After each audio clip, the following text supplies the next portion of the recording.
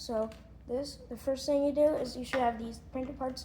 You're gonna cut a rubber band and tie it right here along the barrel part. And then once you have that, you're going to get like maybe a little piece of paper or something. You're going to put this thing, flip the trigger. You're gonna put it there until it lines up. You're gonna get this, put it in there. That's like the little pin. And then you just put that and stick it in there so it stays. Pin is only like half. Okay, now that you have that, you need to put the handle on. Keep it there. I'm gonna put this on, making sure that it goes past the rubber band.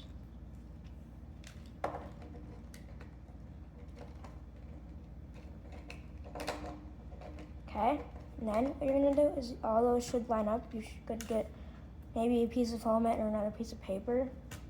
Get this right here. Should stick out a bit. And then you just get this piece of empty filament. Just put it like that. I need 2 pieces. This one's kind of tricky to get in. And then once you get it in, everything, I'm just gonna wait for that one. Everything should work.